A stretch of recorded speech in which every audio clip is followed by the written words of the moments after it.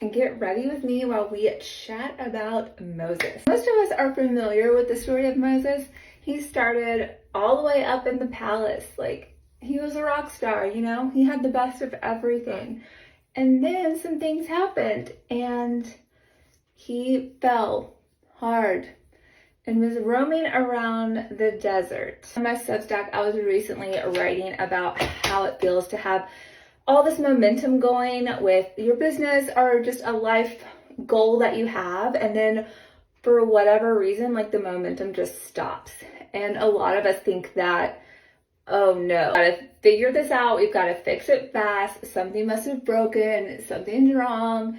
And we often don't think, what could this actually mean? Sometimes in Christian devotionals and things like that, we hear about the wilderness, like being in a season of wilderness. And a lot of us in this hustle culture and everything that our world deems as successful, we think that success is measured only by our output, by our bank account, by the car we drive, the clothes we wear, all these external factors.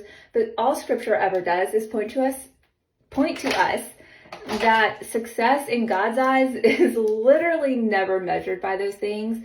And even when we feel like we are not qualified, God has a purpose for us.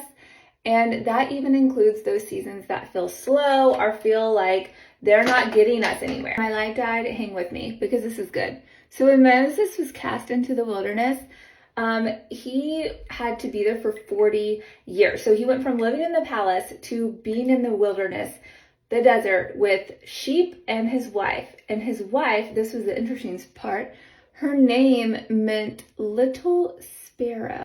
So he went from being this big shot, having status, to cast out into the wilderness to tend to sheep, which was one of the lowliest occupations you could have in that time, tending to sheep and his little sparrow for 40 years.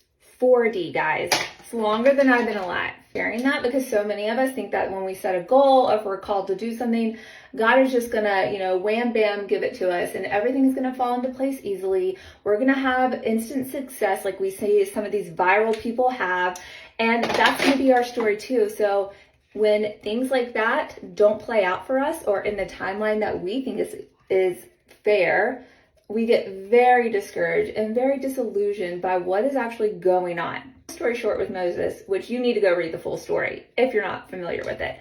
He became one of the most pinnacle people in all of Christendom. He saw God face to face. I'm saying all that to say your wilderness season has a point.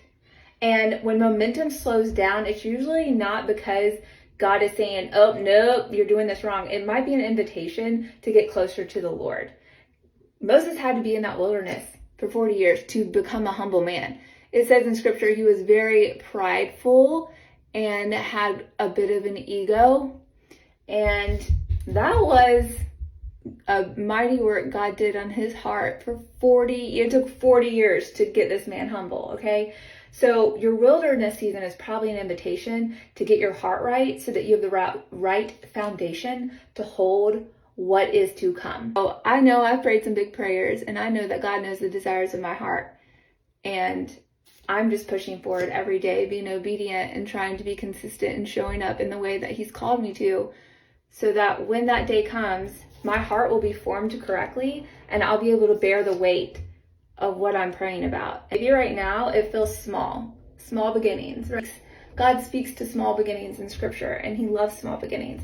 So you should too, because you don't know what's to come and you want to actually be ready to handle it and not fall apart when you're put into that position. Even after 40 years, Moses was unsure of his abilities, even though God was speaking directly to him and telling him exactly what to do. Wouldn't we all love that?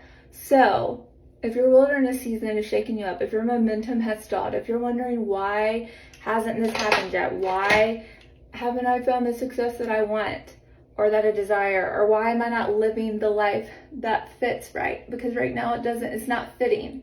Be patient and be focused on growing closer to the Lord. The closer you grow to him, the more your clarity you're going to have and see. And there's no small beginning. It's all just the next step that God has you on in your journey for your purpose. So be encouraged by that. If Moses can roam the desert for 40 years after being in the palace, I think we can handle a little bit of sanctification in our own lives.